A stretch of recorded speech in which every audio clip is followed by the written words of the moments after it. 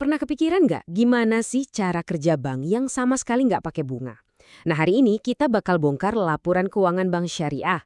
Dan ini tuh bukan cuma soal angka loh, tapi soal gimana sebuah keyakinan bisa menciptakan sistem finansial yang, ya, beda banget. Jadi pertanyaannya sebenarnya simpel aja. Kalau bank nggak boleh main bunga, terus untungnya dari mana dong? Dan gimana bentuk laporan keuangan mereka? Jawaban dari pertanyaan ini, nah itu dia kunci dari semua yang akan kita bahas. Oke, sebelum kita lihat angkanya, kita harus paham dulu filosofinya. Karena intinya, keuangan syariah itu bukan cuma soal gimana caranya cari untung, tapi gimana cara berbisnis yang adil dan etis. Aturan main nomor satunya adalah larangan riba, alias bunga. Logikanya sederhana, uang itu nggak boleh beranak sendiri. Cari untung hanya dari meminjamkan uang itu dianggap eksploitatif. Nah, satu aturan ini yang mengubah segalanya dan jadi pembeda utama dari bank biasa. Terus, gimana gantinya bunga? Nah, disinilah serunya. Mereka pakai sistem kemitraan. Kita ambil contoh mudharabah ya. Bayangin aja bank itu investor, dan kamu pengusahanya. Bank kasih modal, kamu yang putar usahanya. Kalau untung, kita bagi hasil sesuai kesepakatan. Kalau rugi, ya kita tanggung barang resikonya. Jadi hubungannya bukan lagi pinjam-meminjam, tapi jadi partner bisnis. Jadi beda filosofinya kerasa banget kan di sini. Bank konvensional itu posisinya sebagai pemberi pinjaman. Kalau bank syariah, dia itu mitra bisnis kamu. Fokusnya langsung geser dari yang penting untung sebesar-besarnya, jadi untung boleh, tapi harus dengan cara yang adil dan beretika. Oke, teori cukup. Sekarang kita lihat buktinya.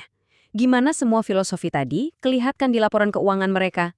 Yuk kita intip langsung dapur mereka. Kalau kita lihat sekilas, neraca ini kelihatannya mirip-mirip aja ya sama bank biasa. Tapi, coba deh kita zoom in. Lihat baris ini, pembiayaan mudharabah. Ini tuh bukan pinjaman berbunga. Ini adalah nilai investasi bank di berbagai proyek bisnis nasabahnya. Jadi, aset mereka itu bukan piutang, tapi kepemilikan di dalam sebuah usaha yang nyata. Pola yang sama kita temukan di laporan laba rugi. Coba deh, saya tantang kamu cari kata bunga di sini. Nggak bakal ketemu. Yang ada itu pos-pos kayak pendapatan bagi hasil atau keuntungan jual beli. Ini bukti nyata kalau uang yang mereka dapatkan itu datangnya dari aktivitas ekonomi real, bukan dari sekedar pinjam-meminjam uang. Tapi tunggu dulu, ceritanya belum selesai. Neraca dan laporan laba rugi itu ibaratnya kita lihat dari kaca spion, cuma nunjukin apa yang udah terjadi. Ada lapisan lain yang harus kita lihat, buat paham apa aja potensi dan janji bank ini ke depannya. Nah, sekarang kita masuk ke belakang panggungnya. Ini adalah soal janji-janji dan potensi risiko yang belum muncul di neraca, tapi penting banget buat tahu gambaran lengkapnya. Ada dua hal penting di sini. Pertama, komitmen. Ini ibaratnya janji yang udah fix.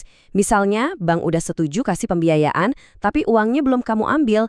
Kedua, ada contingency. Nah, yang ini, skenario gimana kalau. Contohnya jaminan dari bank yang baru jadi kewajiban kalau amit-amit kliennya gagal bayar. Melaporkan dua hal ini adalah bukti transparansi total soal risiko. Oke, bagian terakhir. Anggap aja kita mau medical check-up bank ini. Kita lihat tanda-tanda vitalnya buat tahu seberapa sehat dia secara keseluruhan. Onta pertama, ROA 2,21%. Maksudnya apa? Gampangnya gini, ini tuh skor seberapa jago bank mengubah asetnya jadi duit. Artinya, dari setiap 100 rupiah aset yang mereka punya, mereka bisa menghasilkan laba 2,21 rupiah. Selanjutnya, CAR, rasio kecukupan modal. Anggap aja ini bantalan pengaman finansial bank. Dan angkanya 24,2%. Wow, ini tinggi banget, jauh di atas syarat minimal. Artinya, bantalan pengaman bank ini tebal banget, siap menghadapi guncangan ekonomi apapun. Dan yang terakhir, rasio BOPPO. Ini soal efisiensi. Bisa dibilang, ini ongkos dapurnya bank. Angka ini nunjukin kalau buat dapat 100 rupiah pendapatan, bank ini butuh biaya operasional sebesar 84,76 rupiah. Makin kecil angkanya, ya makin efisien banknya. Jadi, kalau kita tarik benang merahnya, semua laporan dan angka ini tuh lebih dari sekedar data. Ini adalah cerminan dari sebuah nilai, sebuah fondasi, yaitu transparansi untuk membangun kepercayaan. Dan kutipan ini, wah ngena banget, ini merangkum semuanya. Bagi mereka, laporan keuangan itu bukan cuma setumpuk kertas buat pemerintah. Ini adalah bentuk pertanggungjawaban moral, bahkan spiritual.